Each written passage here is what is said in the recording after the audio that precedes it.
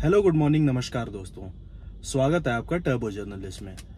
तो दोस्तों, आज की वीडियो में हम बात करेंगे different type of gear boxes की, उनकी रिलायबिलिटी की, और कौन सा कॉस्ट इफेक्टिव है, कौन सा आपको लेना चाहिए, कौन सा ऑप्ट करना चाहिए। तो ये सब जानेंगे हम आज की इस वीडियो में। तो सबसे पहले मैं आपको different type of gear boxes के बारे में बता देता हूँ। जैसे सबसे पहले और सबसे फेमस गियर बॉक्स जो है हमारा, वो होता है manual transmission.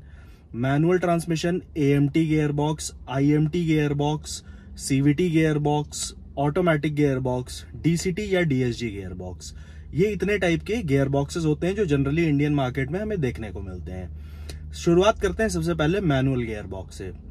Manual gear box सबसे ज्यादा सिंपल और सबसे ज्यादा रिलायबल गियर बॉक्स है। मैनुअल ड्राइवर्स अपने अकॉर्डिंग गियर्स को चेंज कर सकते हैं। मैनुअल गियर बॉक्स की फंक्शन कैसे होता है? मैनुअल गियर बॉक्स, जैसे कि हम जानते हैं कि हमें एक क्लच पेडल दिया होता है गियर्स को शिफ्ट करने के लिए और एक लीवर दिया होता है। तो मैनुअल गियर बॉक्स में क्या होता है कि जब भी हमें जिस अकॉर्डिंग गियर शिफ्ट करना होता है, हम क्लच पेडल का यूज करते हैं। क्लच पेडल का यूज करते ही हमारी कार न्यूट्रल में चली जाती है, क्योंकि इंजन और ट्रांसमिशन के बीच में पावर डिसएंगेज हो जाता है उस क्लच पेडल की वजह से। और फिर हम अपने डिजायर्ड गियर में गियर लीवर की मदद से गियर को शिफ्ट करते हैं, दोबारा क्लच रिलीज करते हैं और उसको नॉर्मली यूज करते हैं। तो ये सबसे ज्यादा हम कह सकते हैं कि टिपिकल मेथड है, और सबसे ज्यादा इंडिया में कार्स मैनुअल ही बिकती हैं और most of the drivers manual gear box he prefer करते हैं। तो सेकेंड टाइप का जो गियर बॉक्स है उसे हम एएमटी गियर बॉक्स कहते हैं। एएमटी गियर बॉक्स एक तरह का मैनुअल गियर बॉक्स ही है, जिसमें कि हम क्लच को रिमूव कर देते हैं। अब क्लच को कैसे रिमूव किया जाता है? वो एक हाइड्रोलिक प्रेशर की मदद से किया जाता है। आप ऐसा समझ सकते हो कि आप एक इनविजिबल इंसान बैठा है जो आपके लिए क्लच प्रेस कर दे रहा है कार में, और कार गियर शिफ्ट कर ले रही है। तो ये एक तरह का मैनुअल मैकेनिज्म ही है। कोई इसमें बहुत ज्यादा, जैसे कि मैं छोटे तौर पे आपको समझाऊं कि एएमटी ट्रांसमिशन में क्या होता है कि कुछ फिक्स कोड्स, कुछ फिक्स प्रोग्राम्स गियर बॉक्स को पहले से ही सिखाए गए रहते हैं कि जैसे इस आरपीएम पे इस गियर को एंगेज कर देना है। अगर इतना एक्सेलरेटर पेडल प्रेस हो रहा है तो फिर आपको इतने आरपीएम पे डाउन शिफ्ट करना है या अप शिफ्ट करना है। तो ये हम कह सकते हैं कुछ प्री फीडेड प्रोग्राम्स होते हैं जो गियर बॉक्स के अंदर ऑलरेडी होते हैं, और गियर बॉक्स उस हिसाब से फंक्शन करता है। अब एएमटी में इशू क्या है? एएमटी का सबसे बड़ा इशू है उसकी जर्किंग और उसकी स्लो शिफ्टिंग।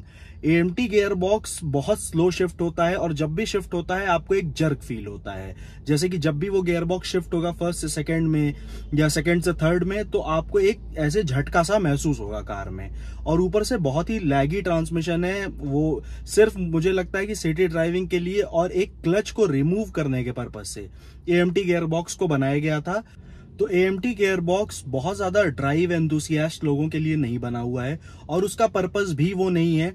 उसका पर्पस, सोल पर्पस यही था कि हम बम्पर टू बम्पर ट्रैफिक में जो मैनुअल ट्रांसमिशन में हम प्रॉब्लम्स फेस करते हैं, जैसे बार बार क्लच एंगेज करना, डिसएंगेज करना, ये लेफ्ट वाले पैर में दर्द हो जाता है आपको बम्पर टू बम्पर ट्रैफिक में गाड़ी चलाते हुए, तो सिर्फ उस प्रॉब्लम को इजी टू यूज करने के लिए आपको एएमटी ट्रांसमिशन दिया गया था। और ये ट्रांसमिशन सबसे सस्ता ट्रांसमिशन होता है आफ्टर मैनुअल ट्रांसमिशन। ये मैनुअल से कुछ 20-25 हजार रुपए या 30 हजार रुपए एक्स्ट्रा पे करने पे आपको एक एएमटी व्हीकल मिल जाएगा। तीसरे टाइप का गियर बॉक्स जिसकी हम बात करेंगे वो है CVT gear box. CVT gear box क्या होता है कि ये काफी कॉम्प्लेक्स मैकेनिज्म होता है सीवीटी गियर बॉक्स का। इसमें गियर शिफ्टिंग नहीं होती है।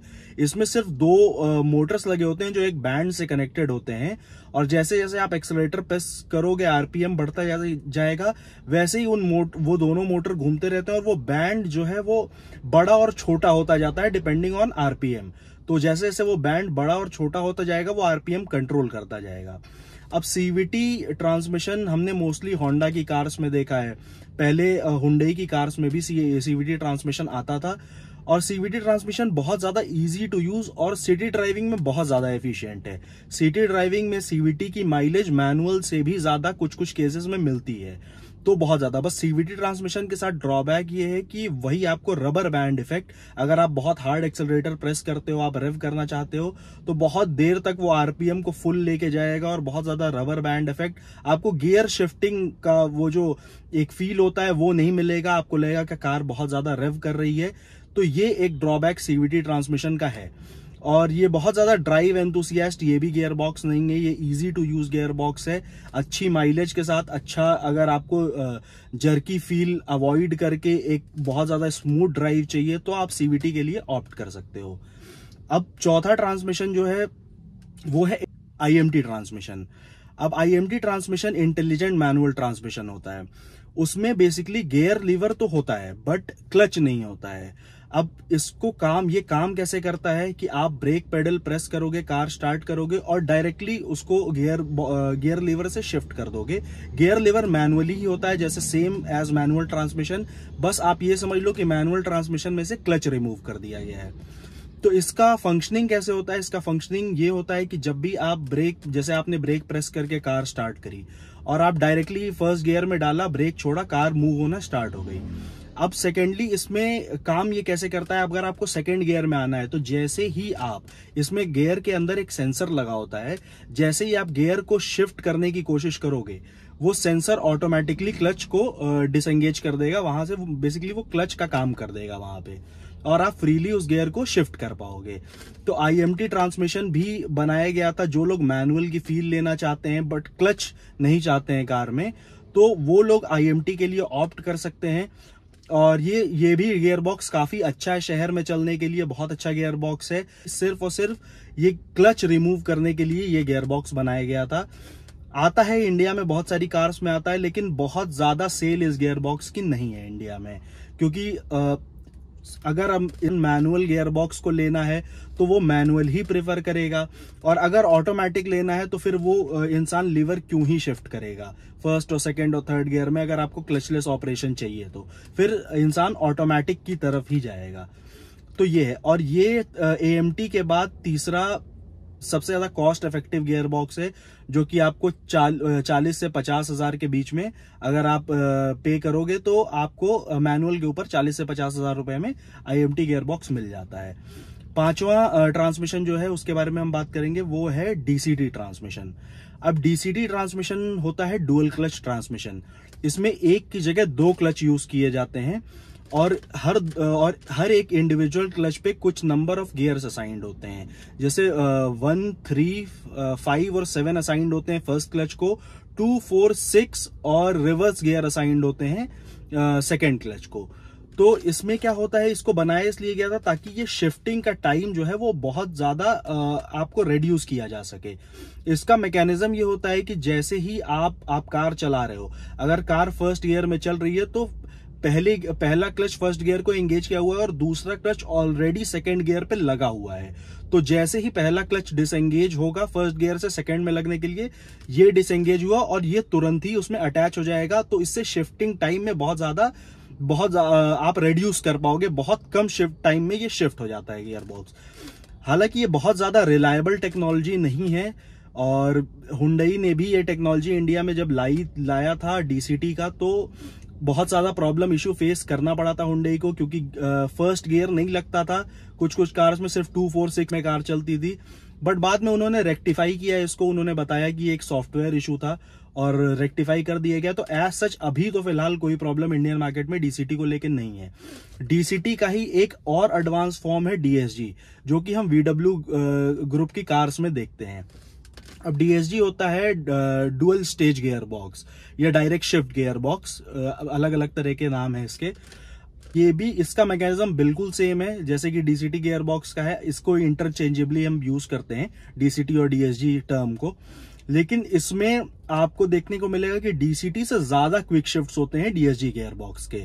जैसे कि अगर आप वीडब्ल्यू ग्रुप की कोई भी कार लोगे तो उसके DSG shift fastest shifting gear boxes हैं वर्ल्ड में, उनसे तेज कोई भी गियर बॉक्स नहीं शिफ्ट होता है। और डीएसजी में भी आपको दो तरह की क्लच मिलते हैं, एक वेट क्लच मिलता है, एक ड्राई क्लच मिलता है।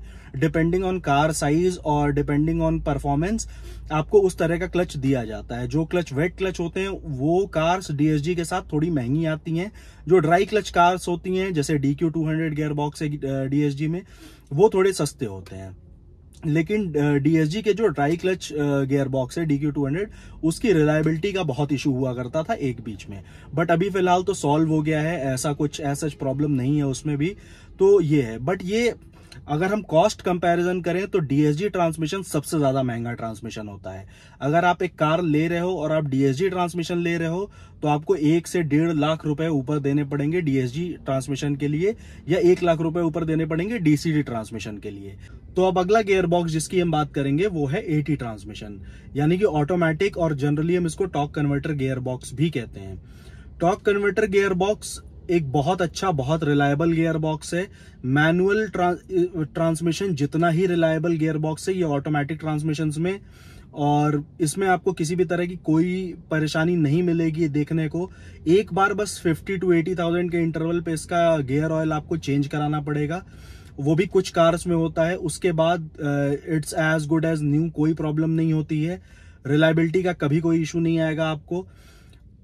इस गियर बॉक्स का मैकेनिज्म ये होता है कि जब भी आप इसको ड्राइव मोड में रखोगे कार को, सपोज करो आपकी कार अगर पी मोड में है तो फिर ये गियर बॉक्स का क्लच अटैच एंगेज नहीं रहेगा।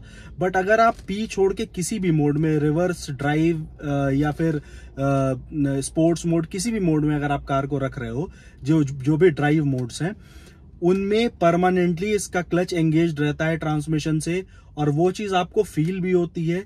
अगर आपका गियर बॉक्स डी मोड में है, आपने ब्रेक पेडल प्रेस करके कार को रोक रखा है, तो आपको हल्का हल्का प्रेशर फील होगा आपके ब्रेक पेडल पे कि कार मूव करने की कोशिश कर रही है। इस वजह से ये ट्रांसमिशन जो है वो बहुत ज्यादा फ्यूल एफिशिएंट नहीं होता है। तो आप ये कह सकते हो कि इस ट्रांसमिशन का एक ड्रॉबैक ये है कि बहुत ज्यादा फ्यूल एफिशिएंट नहीं है ये ट्रांसमिशन। लेकिन वहीं ड्राइविंग फील की बात करें तो ड्राइविंग फील में ये एज गुड एज डीएसजी होता है। उतना फास्ट शिफ्टिंग नहीं होता है, ये बहुत माइनर जर्क्स इसमें मिलते हैं आपको देखने को, लेकिन ड्राइविंग में आपको किसी भी तरह की कोई प्रॉब्लम नहीं होगी, कोई बहुत हैवी जर्क्स इसमें नहीं फील होंगे या कोई लैग नहीं फील होगा।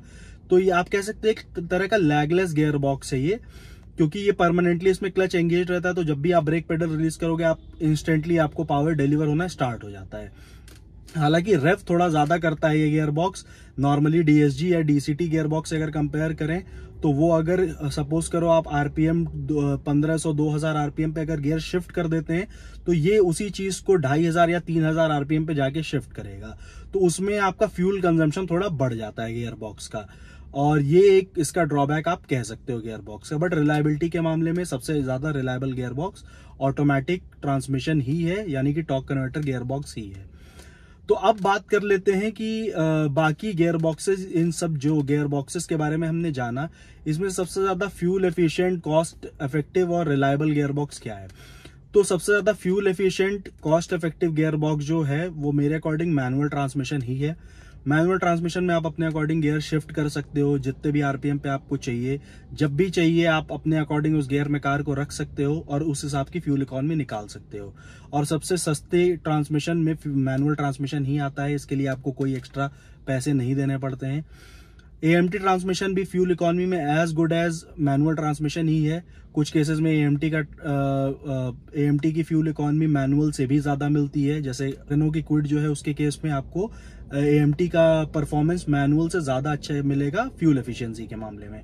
बट यही है कि स्लो गियर बॉक्स है, जर्की गियर बॉक्स है, तो आप उस हिसाब से चूज कर सकते हो। अगर आपको सीधी ड्राइविंग चाहिए, अगर आपको कंफर्ट चाहिए, क्लच नहीं प्रेस करना है बार बार, तो फिर आप ये गियर बॉक्स चूज कर सकते हो।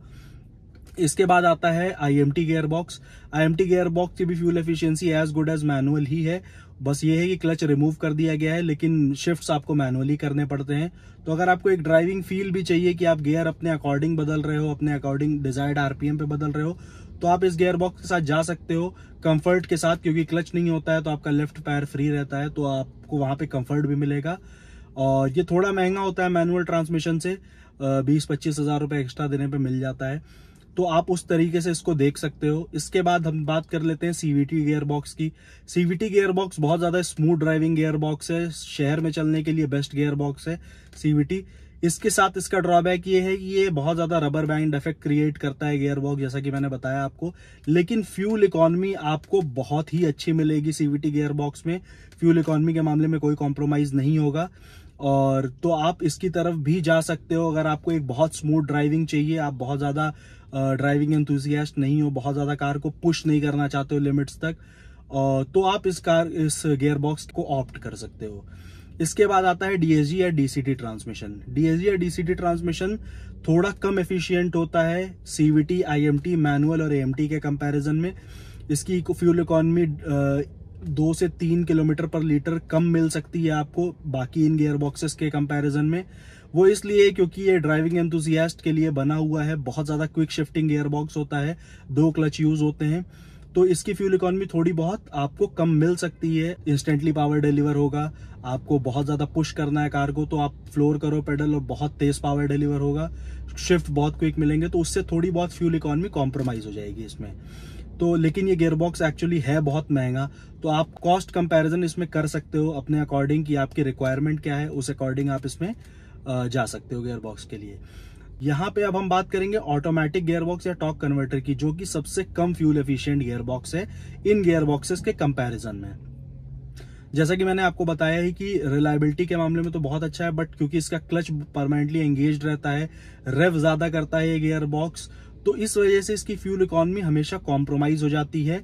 ये डीएसजी से भी थोड़ी कम एफिशिएंट फ्यूल इकोनॉमी है इसकी, तो आप उस तरह से आप इसको देख सकते हो। लेकिन अगर आपको एक अच्छा डिसेंट परफॉर्मिंग गियर बॉक्स चाहिए जो आपको ड्राइविंग फील भी अच्छी दे और आपकी गियर शिफ्ट भी अच्छे हों, आपको जर्क भी ना फील हो, लेकिन आप थोड़ी बहुत फ्यूल इकोनॉमी कॉम्प्रोमाइज कर सकते हो, तो आप डेफिनेटली इस गियर बॉक्स की तरफ जा सकते हो। तो दोस्तों ये था different type of gear boxes के ऊपर एक वीडियो। आई होप कि आपको ये वीडियो अच्छा लगा हो।